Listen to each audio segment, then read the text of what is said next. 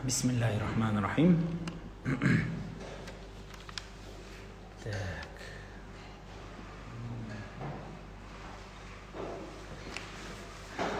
Bismillahirrahmanirrahim. Elhamdülillah. Vessalatu vesselamu ala Resulillahi amma ba'd.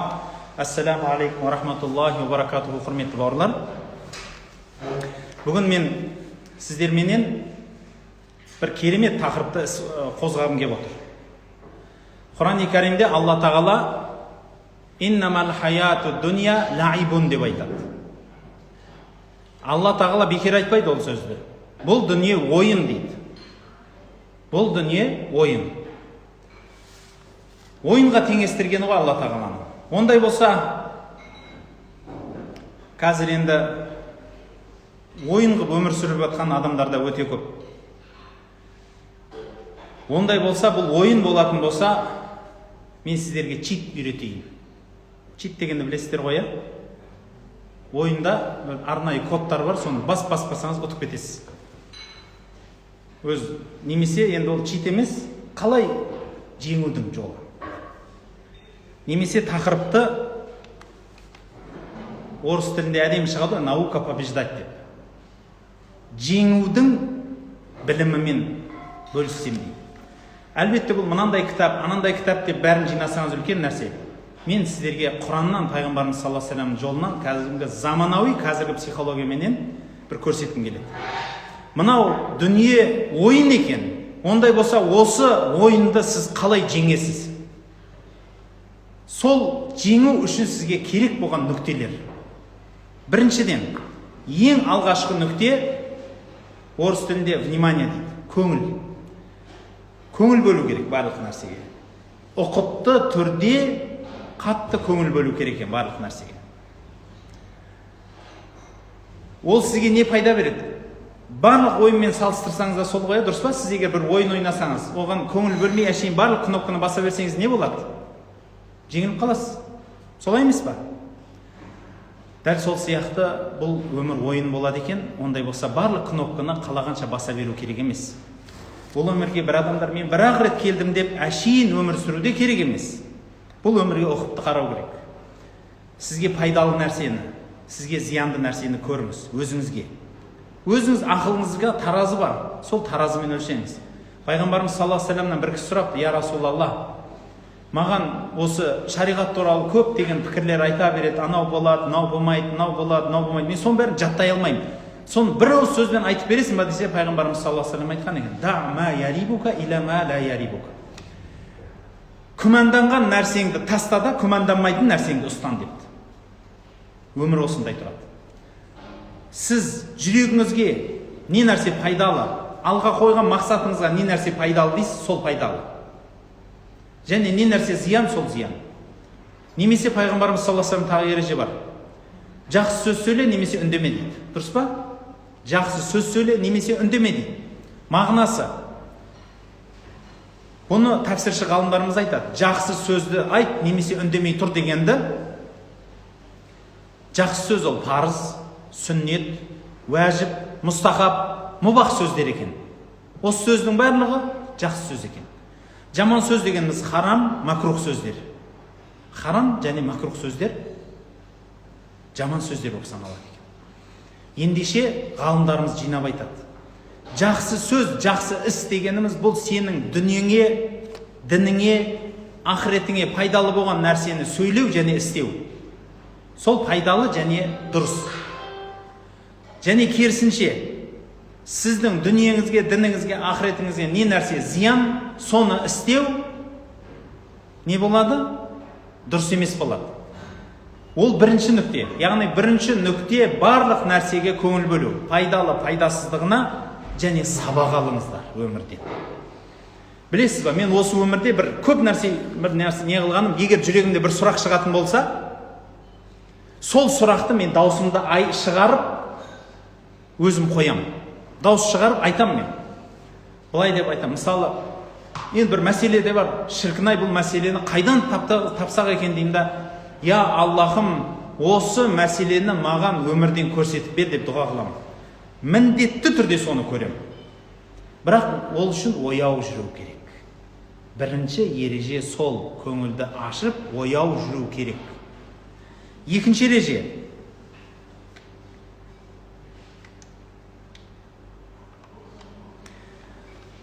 халықта сөз бар, тұрған су сасиды дейді. Дұрыс па? Мағынасын көп адам түсінеді ғой. Бір суды бір жерге қойып қойсаңыз, уақыт өтсе ол сасиды. Бұл өмір сондай ұйымдастырылған дүние. Халықта сөз бар, жатқанға жан жуымас дейді. Егер бір адам жатса, оның жаны кетіп қалады деген сөз ғой. Енді өздеріңіз, ағайын туыстарыңызда да бар шығар, пролежь деген нәрсе бар. Бір адам егер төсек тартып жатып қалса, Құдай сақтасын, ондай болмасын.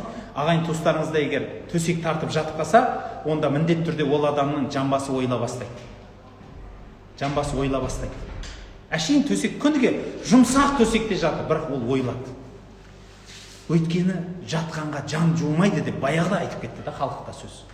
Ол жерден жан кетеді. Медицинада да сондай. Егер сіз бір нәрсені пайдаланбасаңыз, сол нәрсе істен шығады. Бір адам егер оны эксперимент көп білген. Бір адамды түрмеге салып қараңғы жерге қойып қойса, оның көзі нашар көретін болады. Ертең жарыққа шыққанда оның көзі көрмейді. Бір адам егер бір тыныш жерге қамап қоятын болса, мүлде дыбыс шықпайтын жерге қамап тастаса, немесе құлағын бітеп қамап тастаса, сол біраз уақыттан кейін құлағын ашса да естімейтін болады. Істен шығады оны. Дәл сол сияқты, мысалы, спортта да, егер сіз темір көтеріп бір спортпен айналысып жүрсеңіз, сіздің бұлшықеттеріңіз тонусқа кіреді, жұмыс істейді. Сіз қашан спортты тастайсыз, қимылдатпайсыз, тонус қашып кетеді. Организм солай ұйымдастырылған. Алла тағала сізге, миыңызға да, бүкіл денсаулығыңызға сөйтіп беріп қойған. Бір нәрсе керек емес па, сол нәрсе тоқтайды, істен шығады. Сондықтан өмірдің ережесі: бір орында тұрма. Бір орында тұрма. Өмір деген қимыл. Өмір деген қимыл. Бауырлар, өмір қимылдау керек. Бір орында тұрмау керек. Пайғамбарымыз саллаллаху алейхи вассалам сол үшін айтады: бір күнің екінші күнге ұқсамасын дейді. Бір күнің екінші күнге ұқсамасын. Кімде кімнің бір күні екінші күнге ұқсаса, ол банкрот деген сөз бар. Пайғамбарымыз саллаллаху алейхи вассалам айтады: қайсы бір адамның бір күні екінші күніне ұқсайды, ол адам банкрот. Ол адам жеңіледі. Сондықтан бірінші ереже: ояу болыңыз. Екінші ереже: бір орында тұрмаңыз. Өмір деген өзен, ағып тұру керек, қимылдау керек. Күніге бір жақсылық артық жасаңыз, күніге денсаулығыңызға қараңыз, күніге білім оқыңыз, жылжыңыз, қимылдаңыз. Жатқанға жан жуымайды. Құдай берсе, алады да. Сондықтан иманымды алмасын дейсіз ба, иманды қимылдататын іс керек. Мысалы айтып жатырмын мен оны, көп айтамын. Спортта сондай нәрсе бар. Сіз қашан спортпен айналысасыз, сіздің денсаулығыңыз сол жерде тұрады. Қашан сіз сол жаттығуды тоқтатасыз, қашады. Дәл сол сияқты иманыңыз да сондай. Сіз қашан иманыңызды қайрап тұрасыз, иманыңыз тұрады. Қашан сіз иманыңызды өзімен өзін тастай саласыз, Құдай сақтасын, айырыласыз. Сондықтан не нәрсе сізге қымбат, сол нәрсені бағалаңыз, жоғалтып алмаңыз. Сол қымбат нәрсеңізді күтіңіз, бағыңыз, реттеңіз. Өмір қымбат. Өмір қымбат екен, арзан нәрсеге жұмсамаңыз. Өмір қымбат, оны арзан нәрсеге жұмсауға болмайды.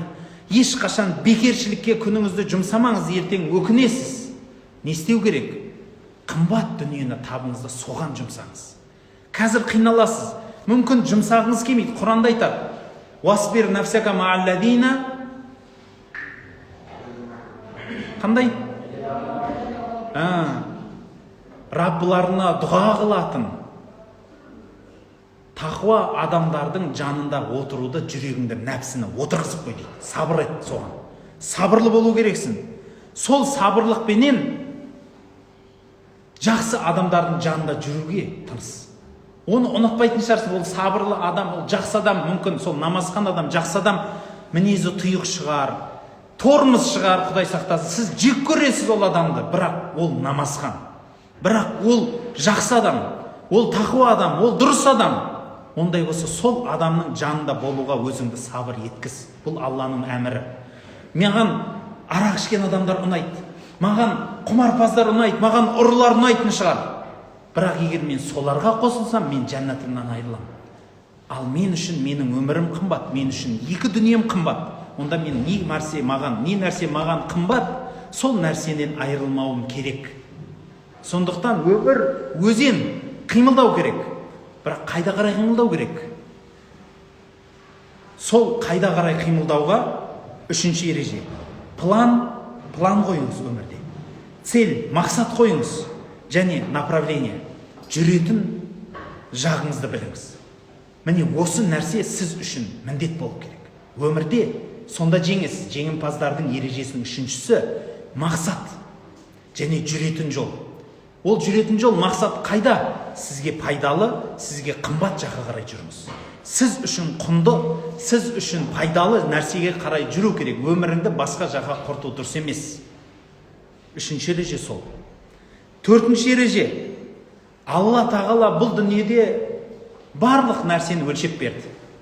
Адамның көзі белгілі бір нәрсеге шейін көреді, одан артықты көрмейді. Адамның құлағы белгілі бір нәрсені естеді, одан артықты не істейді? Естімейді. Адамның құлағы да, көзі де, күші де барлығы өлшенген. Бұл өмірдің барлығы өлшенген. Ондай болса сіздің күш қуатыңыз да, энергияңыз да өлшенген. Ендеше, құрметті бауырлар, күш қуат пен энергияны дұрыс жерге жұмсаңыз. Бұл жеңімпаздар ережесінің төртіншісі. Күш қуат пен энергияңызды дұрыс жерге жұмсаңыз. Пайдалы жерге, қымбат жерге, құнды жерге жұмсаңыз. Пайдасыз жерге, құнсыз жерге, арзан жерге жұмсамаңыз. Бұл сіздің өміріңіз. Ендеше, осыдан тағы бір ереже шығады. Бесінші ереже. Бұл дүниедегі ең маңызды нәрсе ол сізсіз. Сіз маңыздысыз. Сіздің өміріңізді ешкім келіп өмір сүріп бермейді. Сіздің алға қойған мақсатыңызды ешкім екінші бір адам келіп істеп бермейді. Сіздің қимылдамақшы болған қимылыңызды, жетпекші болған армандарыңызға ешкім жетіп бермейді сіздің орныңызға. Сіздің орныңызға ешкім істемейді. Сіздің қайғырған қайғыңызды екінші адам қайғырмайды. Халықта сөз бар, тас түскен жеріне ауыр дейді. Ең жақсы көретін анаңыз болсын, әкеңіз болсын, ағаңыз, ініңіз, бауырыңыз, қарындасыңыз, әпкеңіз болсын, жан бауырыңыз болсын, сіздің күйзелісіңізді ешкім түсінбейді, бәрібір. Қанша сізге жан ашып тұрсын, сіз жылап тұрғанда иығын тіреп тұрсын, бауырым сен үшін өлем деген бауырыңыз болсын. Бірақ сіздің басыңыздағыдай оның жүрегі ауырмайды. Сіздің түскен қиналуыңызды ол қиналмайды. Сол үшін молдалар айтады, әрбір адам өлгенде қабірге жалғыз көміледі. Жалғыз бұл дүниеге келеміз, жалғыз өтеміз. Егіз болып туылсаңыз да, бір анадан егіз болып туылсаңыз да кезекпен шығасыз бұл дүниеге. Егіз болып келсеңіз де бұл дүниеге, екі адам екеуі бірдей хоппа деп екеуі жерге түспейді. Бәлки біреулеп келесіз, біреулеп кетесіз. Әрбір адам жеке келеді, жеке кетеді. Ондай болса сіз бұл өмірде ең маңыздысыз. Бірінші орында сізсіз. Сондықтан сіз үшін пайдалы. Сіздің дініңіз, сіздің дүниеңіз, сіздің ақыретіңіз. Сіз үшін энергия жұмсайтын орындар да сол. Сіз үшін мақсат қылатын дүние де сол. Сіздің көңіл бөлетін жеріңіз де сол.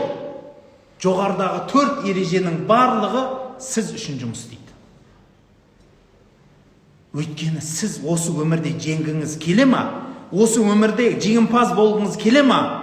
Ондай болса сіз көңіл бөлетін нүкте, Архимед айтады ғой, Ричардты ойлап тауып айтады. Маған дейді, мына әлемнің нүктесін айтшы дейді. Мен сол жерге Ричард қоямын да әлемді де аударып тастаймын дейді. Иә, бүкіл әлемді аударуға болады. Бүкіл әлемді аударған, өзгерткен адамдар болған, әлі де болады. Мүмкін ол сізсіз. Бірақ бүкіл әлемнен бұрын, бүкіл басқа халықтан бұрын өзіңізді өзгертпей, өзіңізге күшіңіз жетпей, сіздің еш жаққа күшіңіз жетпейді. Ондай болса, ең маңыздысы бұл дүниеде сізсіз. Алтыншы нәрсе жоғарыдағы бесеуін буады, белбау. Ол қандай ереже? Пайғамбарымыз саллаллаху алейхи уассалам айтады, қуатты мұсылман әлсіз мұсылманнан көрі Алла тағалаға сүйікті және жақын дейді. Қандай адам жақын екен? Кім күшті, кім әлсіз емес. Сол Аллаға сүйікті, сол жақын. Ендеше бұл өмірде әлжуаздыққа, бостыққа, босаңсуға орын жоқ. Бос адамдар бұл дүниеден ұшып кете береді. Бұл дүние оларға арналмаған. Әбжаппар Қажекең айтатын, Сарыағаш медресесінде жүрген кезімізде. Ол кезде шынымен енді қақаған қыс, газ бір берсе бір бермейді, өшіп қалады. Күн деген суық, нанымыздың өзін бір бөлке нанды үшеуімізге зорға бөліп береді. Ол бөлке нанды бір сықып қалсаң, мынандай болады. Ашып қалсаң зорға тұрады. Су деген ащы кермек. Сондай бір кездерде көп балдар сабаққа оқуға келеді, қашып кете береді ғой, шыдай алмайды анаған. Қарны ашады, киімін жуамайды, сабын не қылсаң көпірмейді ғой, киімін көпірмейді, жуылмайды. Сондай жерде жұрттың бәрі қашып атса айтады, Сарыағаш дейді, бұл бір тоғай дейді. Әбжаппар Қажекең айтады да, бұл тоғай дейді. Бұл тоғайда дейді, майда шүйде жыртқыштар, ана шақал, пақал, түлкі, пүлкі дегендер жүрмейді дейді. Бұл жерде нағыз жолбарыстар жүреді дейді. Дәл сол сияқты құрметті бауырлар, ол теңеу сөз. Білім ордасы бұл үлкен тоғай. Өмір бұл үлкен орман. Ол орманда майда шүйде жыртқыш пырқыштар, ана шөп жейтіндер, бұл өмір сүре алмайды бұл жерде. Бұл өмірде жыртқыштар өмір сүреді. Орыста әдемі сөз бар. Үлкен жанұяда құлақпенен қағып отырмайды деген сөз бар. Дұрыс па? Большой семья ушами не хлопает дейді. Өйткені үлкен семьяда аузың ашылып, деп отырсаңыз, ана тамағыңды талас жеп қояды, содан кейін қарның ашып отырады. Дәл сол сияқты бұл өмірде де бостыққа бейшара болып салбырап жүруге орын жоқ, бауырлар. Бос болмаңыз. 6-шы ереже, өмірде жеңем дейсіз ба? Бекем болыңыз. Бос болуға болмайды. Мықты болу керек, көтере білу керек. 7-ші, соңғы ереже, құрметті бауырлар. Бұл өмір болғаннан кейін ағыда қарасы да болады. Бірде жеңесіз, бірде жеңіліп жатасыз ойыннан. Дұрыс па? Ешқашан бір жер бетінде адам жоқ, әрдайым жарқырап жүрген. Халық сол үшін айтады, айдың 14-і жарық болса, 14-і қараңғы дейді. Көп адамдар ойлайды, өзінің қадірін білмегеннен. Бұл барлық адамда барлық нәрсе бар. Налый береді, жылайды, менде ондайым жоқ, мұндайым жоқ дейді. Халықта әуел бастан айтып кеткен бірі кем дүние. Сіздің құбылаңыз еш уақытта 4 құбылаңыз түгел болмайды. Ешқашан 4 құбылаңыз түгел болмайды. Біреуі жетпейді сізге әрқашан. Ендеше соңғы 7-ші жеңімпаздардың соңғы 7-ші ережесі, құрметті бауырлар, орысша әдемі сөз бар, умей достойно проигрывать дейді. Әдемі сөз. Басыңды көтеріп жеңіле біл. Жеңілгенде кәдімгі салбырап, бүкіл қолыңды, өміріңді тастап, жылап, біттім, мен құрыдым, мен ондаймын, мен жоқ, бауырлар. Дұрыс басыңызды көтеріп жеңіле біліңіз. Қолыңызға бір нәрсе түссе, бір нәрсе түспейді, бұл өмір. Бір жетістікке жетсеңіз, біреуіне жете алмайсыз, бұл өмір. Мүмкін сіз мықты күресесіз, бірақ мүмкін сіз есеп шығара алмайсыз. Бір адам мүмкін жақсы жазу жазады, бірақ ол есеп шығара алмайды. Бір адам есепке мықты, бірақ ол ақша санай алмайды. Бір адам саудаға мықты, бірақ қара жұмыс жасай алмайды. Бір адам қағазға жақсы, бірақ үйінің жұмысына қарай алмайды. Бір адам жанұясына мықты, бірақ достарына қарай алмайды. Бір адам достарымен етене жанұясына кіре алмайды. Көп қой. Бұл өмір сондай. Құдай сізге мынаны берсе, мынаны бермейді. Ананы берсе, мынаны бермейді. Ендеше 7-ші ереже, жеңімпаздардың, бұл дүниені жеңе аламын деген жеңімпаздың 7-ші ережесі, жеңіле біл. Басыңды көтеріп жеңіле біл. Қорытып айтамын. 7 түрлі ереже бар. Осы 7 ереже сізде өмірде жеңуге сізді үндейді. Осы 7 ережені ұстасаңыз, сіз әрдайым жеңесіз. Бірінші ереже ояу жүру керек. Ұйықтамау керек, ояу жүру керек бұл өмірде. Бәрін байқаңыз. Көзіңізді ашып жүріңіз. Сонда еш нәрсені өткізіп алмайсыз, барынша өткізіп алмайсыз. Және пайдалы мен пайдасызды көре білесіз. Сол үшін бірінші ереже ояу жүріңіз. Екінші ереже, бір орында тұрмаңыз. Тұрған су сасиды. Құрисыз. Даму керек. Пайғамбарымыз саллаллаху алейхи ва саллям айтады: кімде кімнің екі күні манистауа яумаху фахуа мағбун. Кімде кімнің екі күні бірдей екен, ол адам ұтылады. Ол адам банкрот.